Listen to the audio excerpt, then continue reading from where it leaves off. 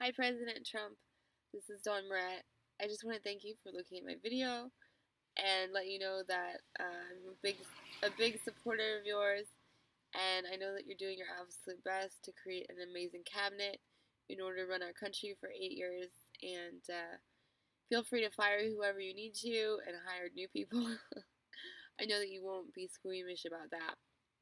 I just want to talk super quick about sessions, right? Okay, it's really, really, really important that you keep this cutie pie in check, Senator Sessions.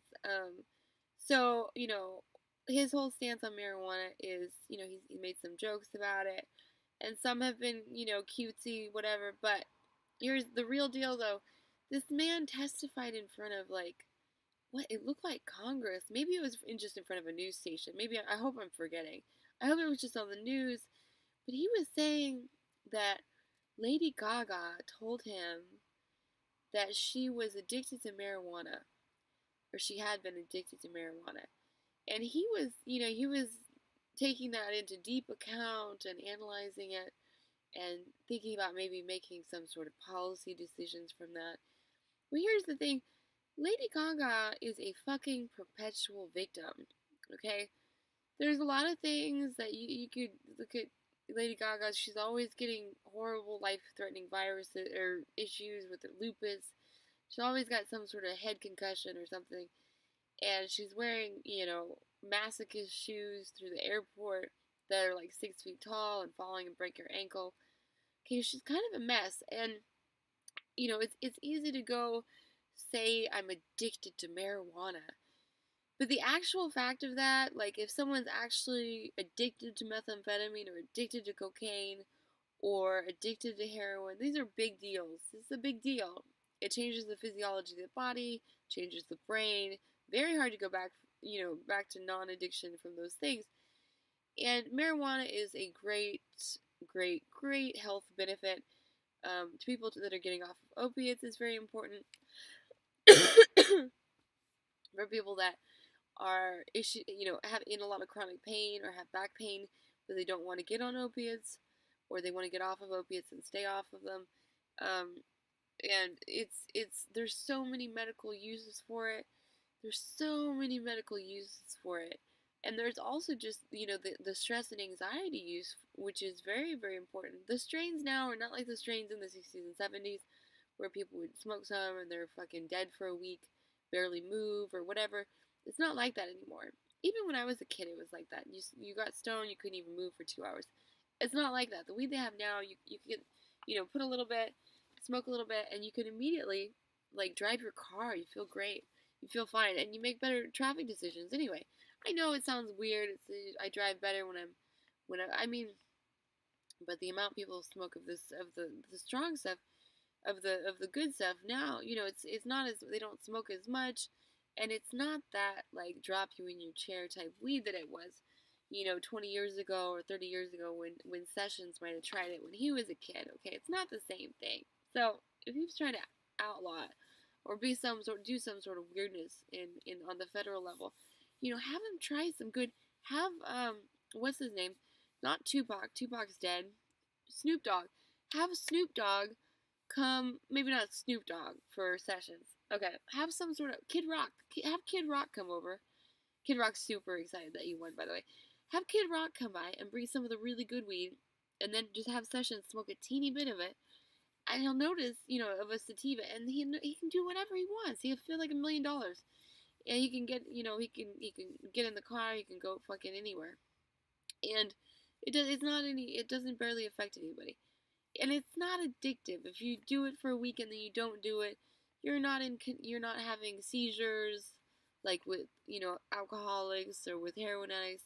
You're not losing your mind. You're not sleeping for 3 days like meth, or you're not going psychotic like do cocaine and all this. It's not the same, okay?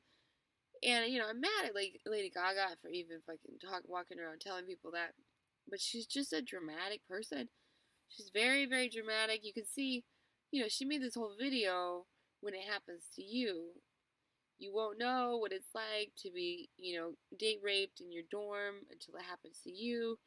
This whole music video, and it's all these college girls, and then all of a sudden their male friends that are in the dorm with them, they go crazy and they take, they push the girl on the wall and they take down their pants, and so it's like all these different college girls getting raped by all these big fat guys, and it's disgusting. It's disgusting, and the whole idea, the premise is you won't know what it is until it happens to you, which is like this mind frame selling girls that it's really important to be a victim, really important to be raped. We need more common sense in this country, period, all around. More common sense. Girls need to go off to college and know that, they need to know how to read people. They need to know how to read people, know not to fucking binge drink. Excuse me, I'm sick. That's why I got this fucking filter on. I'm sick, and I'm trying to be more attractive. So anyway, but yeah, there's a lot of, whiny people, victims out there, and we shouldn't make any federal legislation based on people that are perpetual victims and that are, polluting the whole place for the rest of us. Just absolutely creating a lot of mind pollution for everyone. And, Madonna's the same way. Madonna's a big victim. Even after all these years, God, she's ready to collect Social Security soon, and she's still a big whiny victim.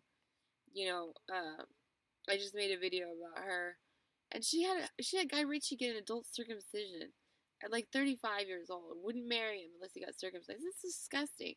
Who wants to skin the dick of an adult man just to marry him, and then go cheat on it with a player? Fucking gross.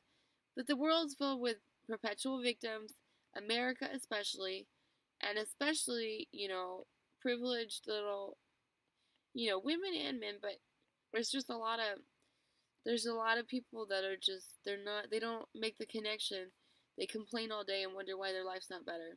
And unfortunately, in a lot of ways, Lady Gaga is very successful, but in this way, she's not that successful, And so I just don't want to see Sessions using anything Lady Gaga said in order to justify any sort of anti-marijuana thing.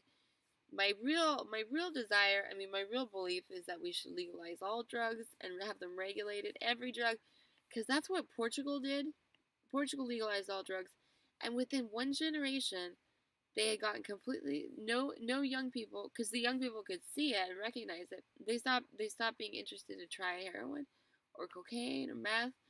And so now, in one generation, there's no more junkies. There's no more people doing meth. There's no more people doing cocaine. There's a couple people that are older that are like in their 50s or 60s, and they do it. And they live under fucking bridges. And, oh wait, they don't live under bridges anymore. Now maybe they've got housing, right? But they gotta walk under the bridge and go to the shooting gallery. And even though it's legal now, they're not in trouble. But they hate it because they feel like society's given up on them because society legalized it. So now these people are whining. They used to get arrested every week. Now they don't get arrested. Now they get free drugs and free housing. But they've still got something to complain about, of course. And it's like, well, if you want to get off of it, you need help. Get off of it. But Suboxone's not the way to get off of it. And fucking, what's his name? Obama's, junior. Biden. Fucking Biden. Biden and Obama, they're doing the Cures Act. They did pass the Cures Act. It's like $7 billion. $7 billion that they snuck out to their fucking friends real quick before they left office. Because the $1 billion to opiate use, to opiate help or whatever, they're not going to cure opiate addiction. They're just going to subsidize Suboxone, which Suboxone has been $8 a pill for as long as I can. Let me see here.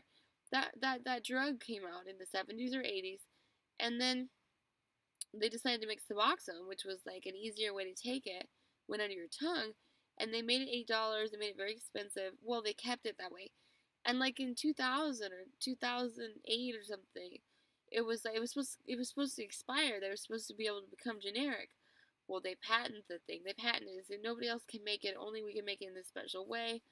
And so they made it so that nobody else can. It's still $8 a pill, $8 a strip. And they had some sort of little thing they went in and some sort of fine print, so no one else can make it. and there's no generics. So that billion dollars is gonna go mostly, probably, I would imagine, to subsidizing Suboxone and methadone and making a bunch of their cronies fucking rich. That's the reality. If we really want to get rid of heroin addiction, we don't put people on Suboxone, because the second they stop taking Suboxone, they're gonna be right back on heroin.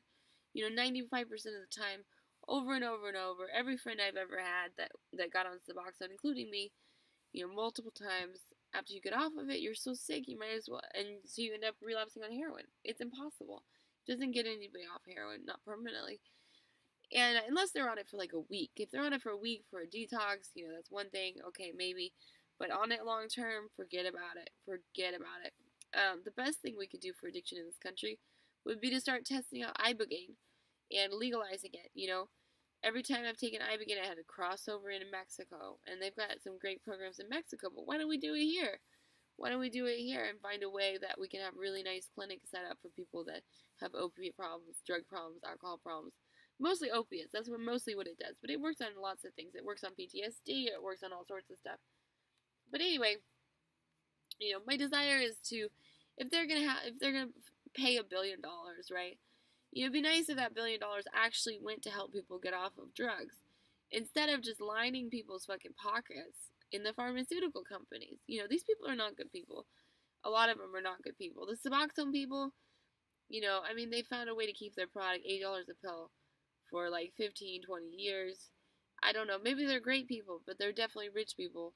And they don't need any more fucking money, that's for sure. If we could actually help people in middle America get their hands on some Ibogaine, go to a, Ibogaine clinic, have some real doctoring, that'd be great. Because that's a way to get off of it and stay off of it. And that would be awesome. That would be really, really cool. So anyway, these are just some ideas and suggestions. I would love to talk to you anytime. My number is 213-421-7692. And thank you.